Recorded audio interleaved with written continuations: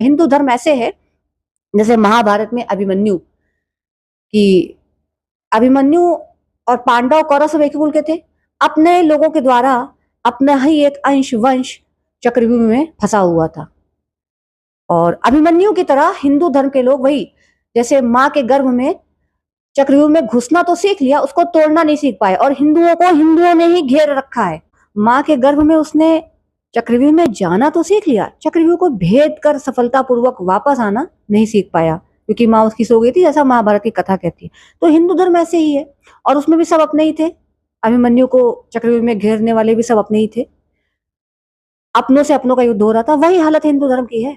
हिंदू धर्म बिल्कुल अभिमन्यु की तरह है, चक्रव्यूह में चला गया है, और जो जिन्होंने घेरा है वो सब भी हिंदू ही है, लेकिन चक्रव्यूह भेद नहीं पा रहा है। और भेदे तो भी, नहीं भेदे तो भी, दोनों ही सूरतों में हिंदू आपस में ही उलझे पड़े हैं, और उसका कारण भी हिंदू हैं।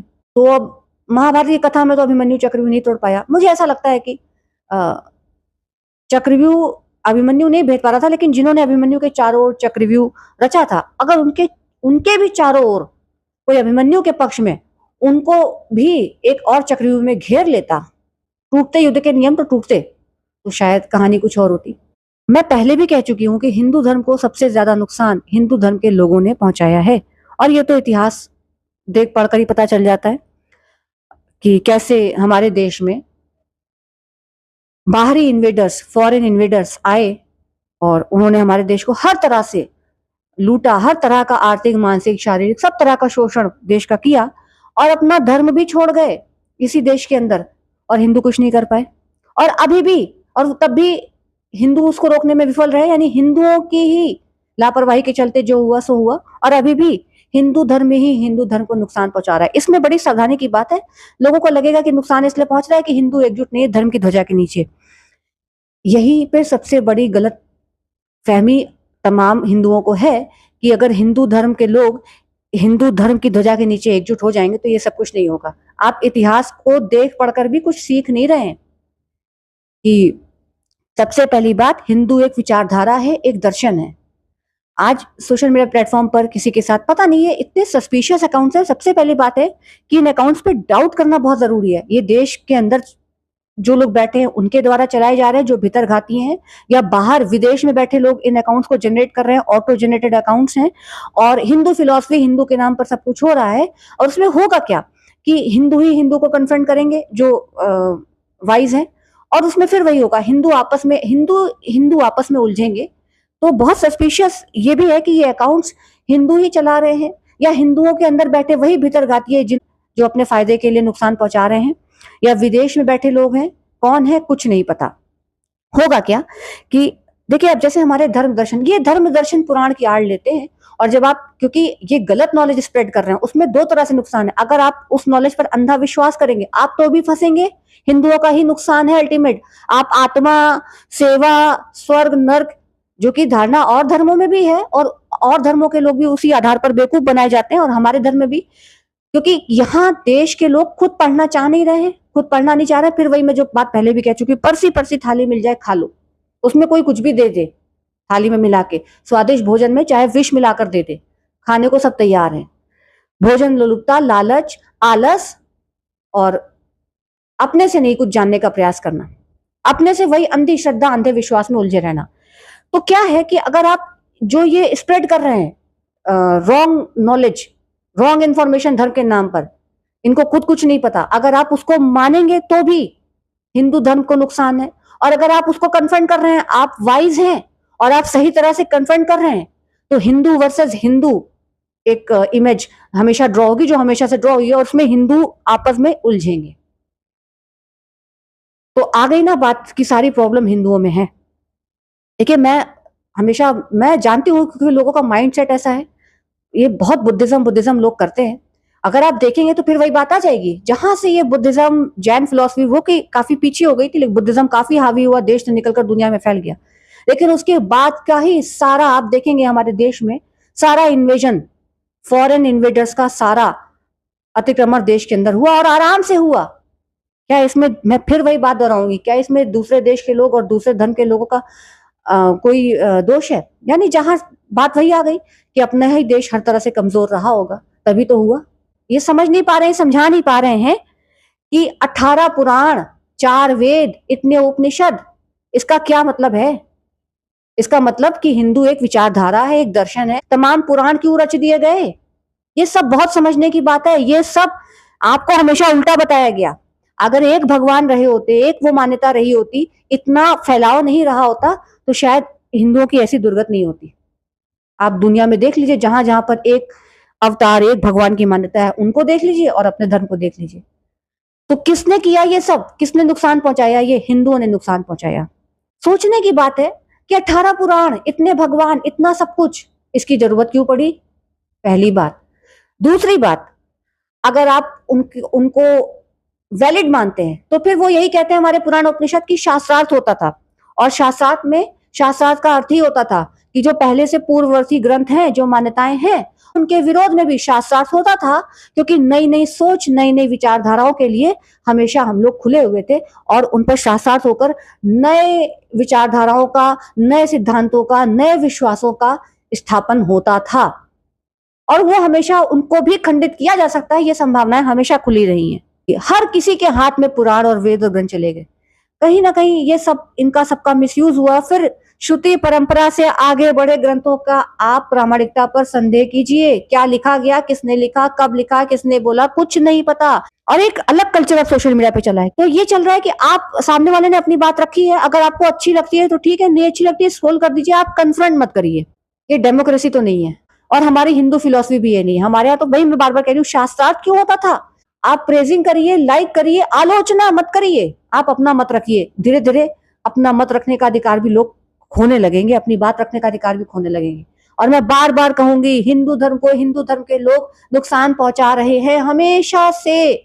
आप बुद्ध के बात पूछिए कि जब बुद्ध आ गए थे, जैन महावीर स्वामी, तो क्या हुआ? उसके बाद इन्वेजन बढ़ गया। तो ये कहेंगे नहीं, बुद्ध यहाँ रुका नहीं, ये वर्ण व्यवस्था ये सब राग अलापने लगेंगे। चलो फिर उसकी बात भी छोड़ दो। तो जब इन्वेजन नहीं हुआ, कोई विदेशी आक्रांता नहीं आया, उसके पहले ही देश के अंदर ही आपस में प्रदेश उलझते रहते थे। तो अशोक वाला उदाहरण ले लीजिए कि अशोक कोई विदेशी था क्या? देश के अंदर ही वो कलिंग कलिंग युद्ध के बारे में सब जानते हैं। देश के अंदर ही राज्य राज्य आपस में झगड़ते रहते थे। उसके लिए क्या इनके पास है? तो ये आपको बरगलाएंगे, ये आपको, ये वर्ण व्यवस्था। एक बार मैंने कहा था कि जाति दो होती है, अमीर और गरीब। नहीं, एक्चुअली अमीर और गरीब नहीं, जाति होती है शोषक और शोषित, और क्रिया होती है शोषण। क्योंकि अमीर, अब देश दुनिया में ऐसे मुट्ठी भर अमीर है जिनके सामने बड़े बड़े अमीर भी गरीब है, क्योंकि वो इतने अमीर है कि वो पूरी देश दुनिया की अर्थव्यवस्था को काबू करते हैं। तो जाति दो है, शोषक और शोषित। और सबकी शुरुआत वही मूल परिवार से होती है, वही समाज, देश दुनिया में वही खेल चल रहा है। धर्म के नाम पर किसी को कभी मत चुनिए। किसी भी धर्म के आप हो, किसी भी धर्म के नाम पर धार्मिक तुष्टिकरण, ये बिल्कुल गलत है। हिंदू धर्म के लोगों ने ही आसानी से हिंदुओं से ही तमाम और धर्म निकाल लिए, और हिंदुओं ने ही बड़ी आसानी से धर्म परिवर्तन किया। कहना नहीं चाहिए मुझे, लेकिन गजब के हिंदू इस बात को सोचकर खुश होते हैं कि हम तो बड़े कंपैशनेट जाति हैं कि हम किसी को, आप क्या इन्वेड करोगे, आप क्या इन्वेजन करोगे? आप तो अपना ही देश नहीं बचा पाए विदेशी आक्रांताओं से, आप अपना ही धर्म नहीं बचा पाए, आपके ही धर्म से तमाम और धर्म निकल गए, बन गए, आप उसको नहीं रोक पाए, और दूसरे लोग आकर इस देश में सालों तक उन्होंने राज किया। जो मैं कह रही हूँ कि अपना सब तरह से इस देश को लूटा और अपना धर्म छोड़ गए, कि वो उनका धर्म हावी हो गया, आप उसको नहीं रोक पाए, आप दूसरों को क्या इन्वेड करोगे? 2026 है भाई, खत्म होने को आ गया 2026। हिंदू तो छोड़िए, मैं तो कह रही हूँ, आप किसी भी कौम, किसी भी जाति के हो, किसी भी जाति के हो, रोजगार, शिक्षा, इंफ्रास्ट्रक्चर, सुरक्षा, बच्चों और महिलाओं के तमाम मुद्दे हैं, बच के आधार पर बात कीजिए। हिंदू धर्म की बातों का मतलब सिर्फ इतना है, वही बरगलाना।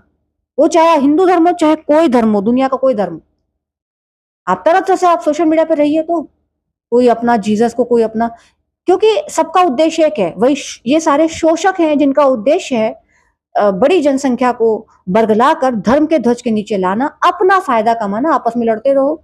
हिंदू धर्म को सुरक्षा प्रदान करने के नाम पर हिंदुओं ने ही हिंदू धर्म का और हिंदुओं का सबसे ज्यादा शोषण किया है और करवाया है।